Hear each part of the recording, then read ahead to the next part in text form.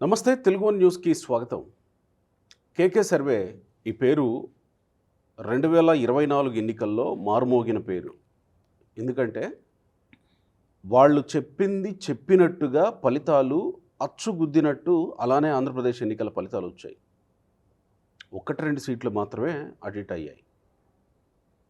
అయితే ఈ పేరు ఆంధ్రప్రదేశ్ ఎన్నికల తర్వాత అటు ఈ మధ్యకాలంలో జరిగిన మహారాష్ట్ర ఎన్నికల్లో కానీ అంతకు ముందు జరిగిన రాష్ట్రాల ఎన్నికల్లో కానీ ఆ పేరుతోటి వెళ్ళారు.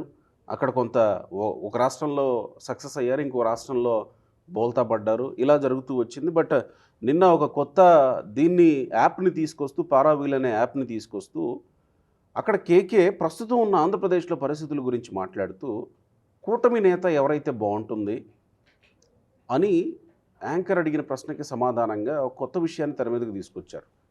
కొత్త విషయం అంటే గతంలో జరిగింది చర్చ, ప్రస్తుతానికి ఆ చర్చ లేదు, ఇక ముందు కూడా వస్తుందా అని ఎదురు చూసే పరిస్థితి ఇక లేకుండానే కూటమిలో రాజకీయం నడుస్తుంది అనుకుంటున్న తరుణంలో జూనియర్ ఎన్టీఆర్ పేరుని కేకే తెర మీదకి తీసుకొచ్చారు. జూనియర్ ఎన్టీఆర్కి కూటమి నేతల నుంచి 7% యాక్సెప్టెన్సీ ఉంది, వైసీపీ నేతల నుంచి 11% యాక్సెప్టెన్సీ ఉంది అని ఆయన మాటల్లో చెప్పుకొచ్చారు. అసలు ఈ పేరు ఎందుకు తెర మీదకి వచ్చింది? ఇప్పటి వరకు రాజకీయంగా ఎన్టీఆర్ నుంచి బోలెడంతమంది అడిగినా కూడా, నాకు తెలుసు చాలామంది అడిగారు ఎన్టీఆర్ని. ఆ అడిగిన వాళ్ళు ఒక రకంగా ఎందుకు అడిగావరా బాబు అనిపించుకునే లాంటి పరిస్థితి ఎన్టీఆర్ నుంచి వచ్చిందని నేను విన్నాను. అంటే ఎన్టీఆర్ ఎందుకు అనవసరంగా అలాంటి ప్రస్తావన తీసుకొస్తారని వాళ్ళు మొహానే సూటిగా అనేశారట. సో ఇలా ఎన్టీఆర్ రాజకీయాల గురించి మాట్లాడుతున్నప్పుడు కేకే సర్వేలో ఆ ప్రస్తావన ఎందుకు వచ్చింది? కూటమి నేతల నుంచి జూనియర్ ఎన్టీఆర్కి 7% యాక్సెప్టెన్సీ ఉండడం ఏంటి? వైసీపీ నేతల నుంచి ఉండడం ఏంటి? అంటే ఏమి చెప్పాలనుకున్నారు కేకే? సరే, కేకే చెప్పాలనుకున్నారా, లేకపోతే ప్రజలు చెప్పడం వల్ల కేకే చెప్పాల్సి వచ్చిందా?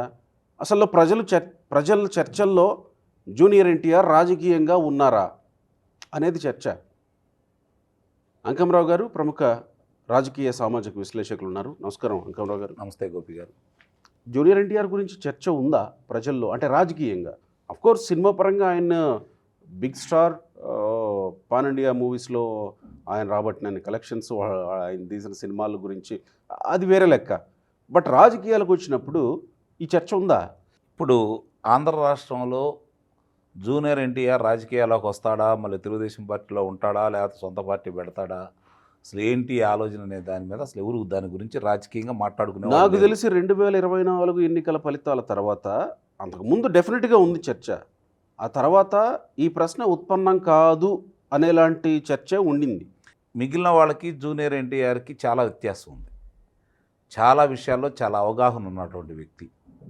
అంత తొందరగా బయటపడే రకం అయితే కాదు. చాలా గుమ్మనంగా ఉంటాడు. స్పందించాల్సిన సమయంలో కూడా మనకెందుకులే, ఎవరికి వ్యతిరేకం కాకూడదు అనుకునే మనస్తత్వం అవుతుంది. ఒకప్పుడు చిన్నపిల్లాడుగా ఉన్నప్పుడు ఆవేశంలో మా తాతగారి పార్టీ నేను వస్తాను, నేను ఆధిపత్యం చేస్తాను అని ఆ రోజు అన్నమాట కూడా వాస్తవమే. ఒకళ్ళిద్దరి దగ్గర మాట్లాడిన మాట వాస్తవమే. మాకు హక్కు ఉందన్నట్టు మాట్లాడాడు.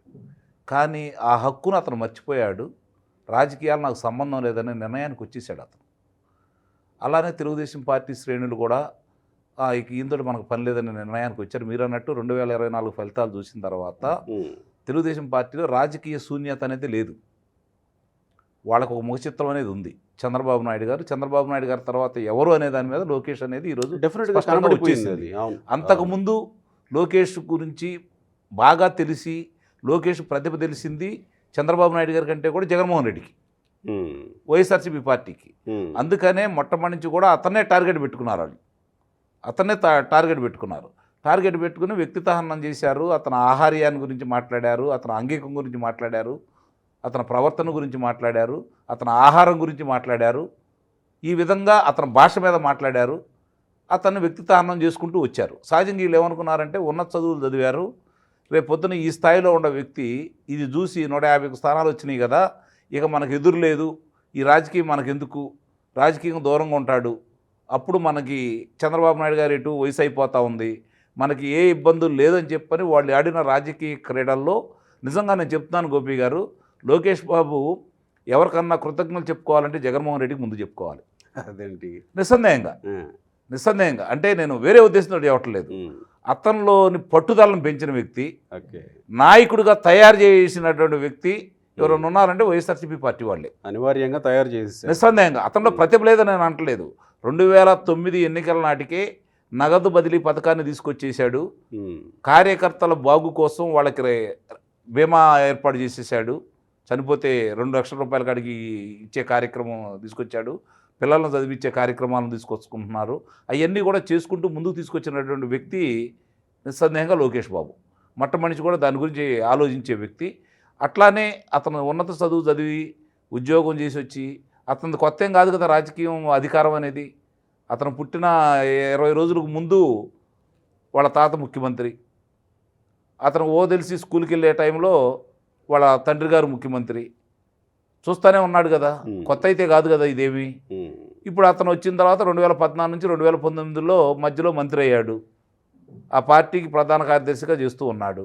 కాబట్టి అతన్ని తప్పిస్తే ఏంటి, చంద్రబాబు నాయుడు గారు అంత మెతక మనిషి అయితే కాదు, మొండివాడు. ఇవన్నీ గుర్తించింది మొట్టమొదటి వాళ్ళే.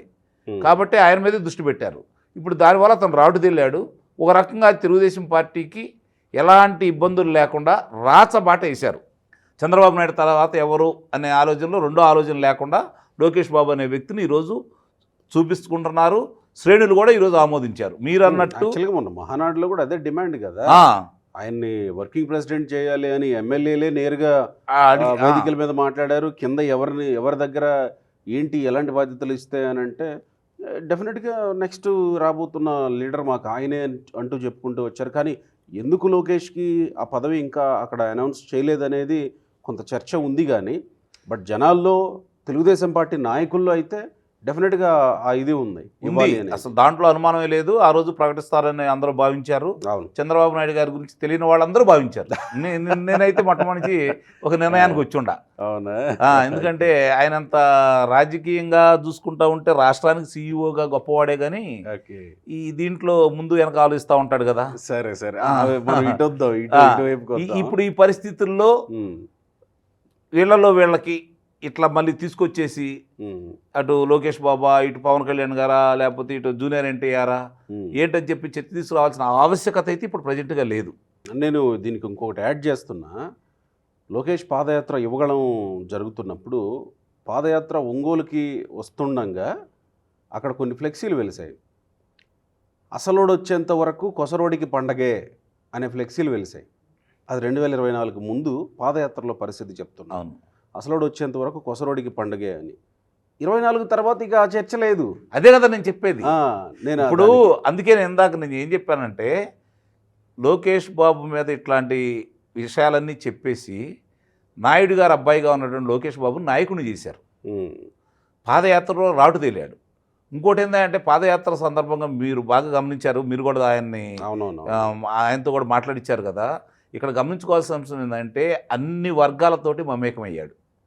ఇంకోటి అతను చేసినటువంటి ఇంకో గొప్ప పని ఏంటంటే, చంద్రబాబు నాయుడు గారు చేయలేని పని అతను చేసిన పని ఏంటంటే, వాళ్ళ ప్రభుత్వ హయాంలో వాళ్ళ తాతగారి కాళ్ళ నుంచి తెలుగుదేశం ప్రభుత్వ హయాంలో రాష్ట్రానికి జరిగిన మేలు, తీసుకొచ్చిన పరిశ్రమల గురించి సెల్ఫీ ఛాలెంజ్ ద్వారా ప్రజలందరికీ చెప్పగలిగాడు. 20 లక్షల మందికి ఉద్యోగ కల్పన చేస్తానంటే యువకులను నమ్మించగలిగాడు. వాళ్ళతోటి మమేకమయ్యాడు.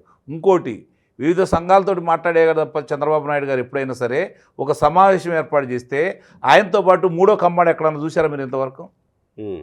కమ్మ సంఘాలతోటి మీటింగ్ పెట్టిన ధైర్యవంతుడు లోకేష్ బాబు కనిగిరిలో.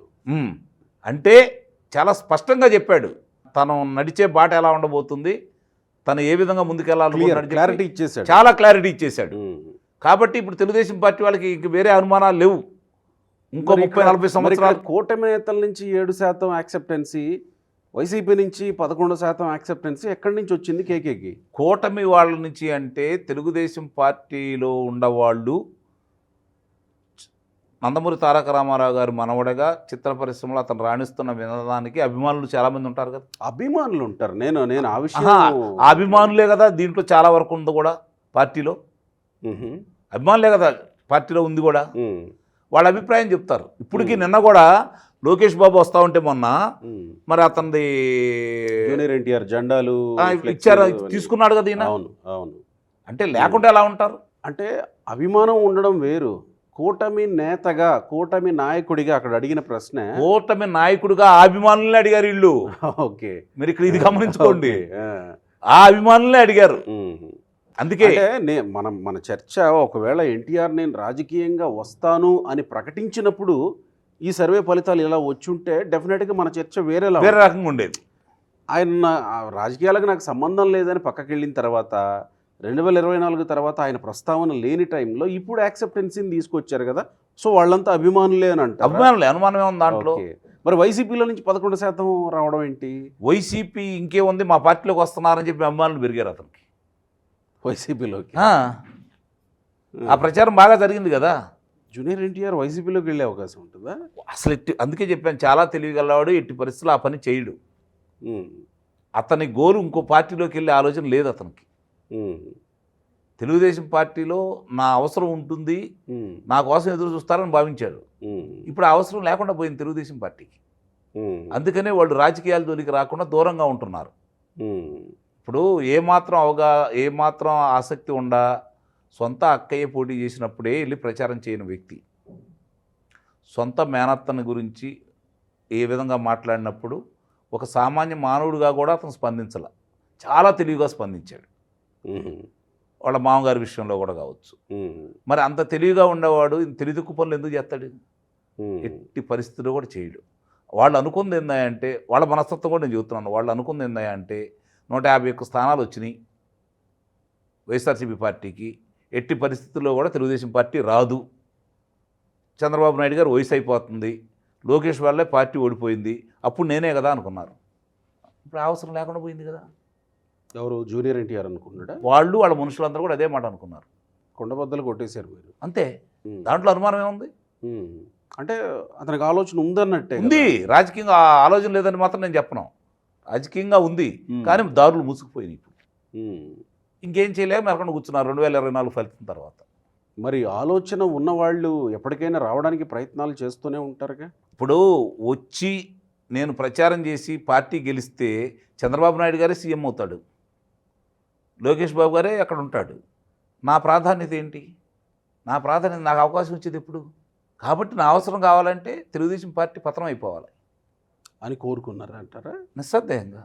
నా అవసరం రావాలంటే వీళ్ళ వల్ల ఇక రాదు అనే అభిప్రాయం రావాలి కదా ప్రజల్లోకి. హ్మ్. సో ఇప్పుడు ఇక లేదు, ఇక మీ అవసరం లేదన్నట్టు చెప్పినట్టు అనుకోవాలా? అంతే. ప్రజలు తేల్చి చెప్పేశారు. ఆపదలో ఉన్నప్పుడు ఆదుకున్నవాడు నాయకుడు, ఆపదలో ఉన్నప్పుడు భుజం తట్టినవాడు స్నేహితుడు, హ్మ్. ఆపదలో ఉన్నప్పుడు వెంట నడిచిన వాళ్ళే ఆత్మీయులు. ఎప్పుడు పడితే అప్పుడు చేస్తానంటే దాన్ని ప్రజలు, అందుట్లో నాయకత్వాన్ని ప్రజలు ఆమోదించాలి అంటే దానికి తగ్గ కృషి కావాలి, ఆ వ్యక్తి మీద నమ్మకం కావాలి. ఆ నమ్మకాన్ని కోల్పోయారు వాళ్ళు. సో ఆ ఆలోచనని మళ్ళీ రెచ్చగొట్టే ప్రయత్నం ఏమన్నా జరుగుతుందా ఇప్పుడు? అది వైసీపీ నుంచి ఆ యాక్సెప్టెన్సీ రావడం అంటే? అవునవును, అవును, అదే అదే ఆలోచన కదా. హ్మ్. అందుట్లో అనుమానం ఏముంది? హ్మ్. అంటే నందమూరి కుటుంబాన్ని నారా కుటుంబం వాళ్ళు తొక్కేస్తున్నారు హ్మ్. అనే అభిప్రాయం తీసుకురావడానికి ప్రయత్నం చేస్తున్నారు. అది ఆమె సఫలమయ్యేది కాదు. లక్ష్మీపార్వతి లాంటి వాళ్ళు మాట్లాడుతూ అదే ఉంటారు అదే కదా. అందుకే చెబుతున్నాను, అంటే ఎప్పటికైనా వాళ్ళ ఆలోచన అదే. పార్టీ మీది బాబు, మీరు రావాలి బాబు అని అంటూ ఉంటుంది కదా. అవును, ఆమె ఏ పార్టీలో ఉంది? ఆమె వైసీపీలో ఉంది. ఎందుకు వెళ్ళింది? హ్మ్. హ్మ్. ఇప్పుడు ఇవన్నీ కూడా కళ్ళ ముందు అందరికి కనపడుతున్నాయి. వీళ్ళ మాటలు వినే పరిస్థితి కానీ నమ్మే పరిస్థితి కానీ హ్మ్. ప్రజలకి లేదు, పార్టీ శ్రేణులకి లేదు. హ్మ్. ఇప్పుడు 59% కూటమికి వస్తుందని ఎవరన్నా కలగన్నారు. 151 స్థానాలు వచ్చిన తర్వాత హ్మ్. మనం చెప్పాం, హ్మ్. నిస్సందేహంగా అంతకుముందు నుంచి చెబుతూనే ఉన్నాం మనం. ఎందుకంటే ప్రజల నాడేంటో, ప్రజలతోటి మమేకమైన తర్వాత వాళ్ళ అభిప్రాయం ఏంటో మనకు తెలిసిన తర్వాత కుండ బదలుగొట్టినట్టు చెప్పాం. ఇందాక మీరు చెప్పారు కదా, 162 స్థానాలు అతను 1వ తారీఖు నాడు ప్రకటిస్తే నేను వేరే ప్రసార మాధ్యమాల్లో మాట్లాడుతూ 164 స్థానాలని చెప్పిన వ్యక్తిని నేను. హ్మ్. మన దగ్గర కూడా చెప్పా, హ్మ్. 2 స్థానాలు తక్కువ చెప్పాడు, ఇంకో 2 స్థానాలు రాబోతున్నాయి, నిజంగా కనుక వీళ్ళు కొంచెం కష్టపడితే ఇంకో 4 స్థానాలు వచ్చేయి, చేజేతులారా పోగొడుతున్నారని చెప్పా. హ్మ్. ప్రజల అభిప్రాయం అలా ఉంది. ఎందుకంటే వైఎస్ఆర్సీపీ పార్టీ ఒక రాజకీయ పార్టీకి వాళ్ళు చూట్ల ప్రజలు ఆ నిర్ణయానికి వచ్చారు. ఆంధ్ర రాష్ట్రంలో ఉండకూడదనే నిర్ణయానికి వాళ్ళు వచ్చారు. దాన్ని ఇప్పుడు కాపాడవలసింది, భరోసా ఇవ్వవలసింది కూటమి ప్రభుత్వం చేతుల్లో ఉంది. హ్మ్. కాబట్టి వీళ్ళు ఎవ్వరు ఎన్ని చేసుకున్నా, జూనియర్ ఎన్టీఆర్ లేకపోతే లోకేష్ బాబా లేకపోతే పవన్ కళ్యాణ్ గారా అనే దాని మీద వీళ్ళు ఎంత చర్చ పెట్టినా ఇది కొంతమంది చెప్పే అభిప్రాయం తప్ప ఇప్పుడు ఎవరికి అందలేదు కదా అంచనాలు, ఎవరికైతే అందలేదు కదా. ప్రజాభిప్రాయాన్ని పరిగణలో తీసుకొని రాజకీయ భవిష్యత్తుని నిర్ణయించుకునే ఆలోచన ఇప్పుడు ఎవరికి లేకుండా పోయింది కదా. ఈ జరిగిన పరిణామాలన్నీ మన కళ్ళ ముందు కనపడుతున్న తర్వాత కూడా ఇంకా వీళ్ళు ఇలాంటి ఆలోచనలు చేస్తున్నారు అంటే వీళ్ళ యొక్క ఆలోచన విధానం కూడా కొంచెం ఆలోచించుకోవాలి. అక్కడి నుంచి వచ్చిందా లేదా వీళ్ళు కేవలం పేరుని ప్రజల్లోకి తీసుకెళ్తే వచ్చిందా అనేది వీళ్ళే తీసుకెళ్ళినట్టు కనపడుతుంది. పేరు అంతే. కేకే సర్వే తీసుకెళ్ళింది. వాళ్ళేమి ఇప్పుడు అక్కడ 3 ఆప్షన్స్ చెబుతారు. నెక్స్ట్ భవిష్యత్తులో మీరు కూటమికి నాయకత్వం వహిస్తున్న ఎవరు, జూనియర్ ఎన్టీఆర్, పవన్ కళ్యాణ్, లోకేష్ బాబా అన్నారు అనుకోండి, ఎవరు అభిప్రాయాలు వాళ్ళు చెప్తారు. అదేలేండి. దాన్ని క్రోడీకరించి ఇక్కడ తీసుకొచ్చేసి ఇదిగో ఈ శాతం అంటారు. ఇప్పుడు 1,15,00,000 పైన వాళ్ళ సభ్యత్వాలు ఉన్నాయి. ఉభయ రాష్ట్రాల్లో కలిపి 1,15,00,000, 1,20,00,000 దాటిందని చెప్పని అన్నారు. ఇది ఏ ప్రాంతీయ పార్టీకి సాధ్యమైంది అయితే కాదు కదా. ఇప్పుడు ఈ పార్టీకి వచ్చింది. ఇంతకుముందు అంటే రాసుకునేవాళ్ళు పేర్లు. ఇప్పుడు అలా కాదు కదా. ఆధార్ కార్డు తోటి ఇవన్నీ దాంట్లో మెన్షన్ చేస్తేనే కదా సభ్యత్వం అనేది వస్తూ ఉంది.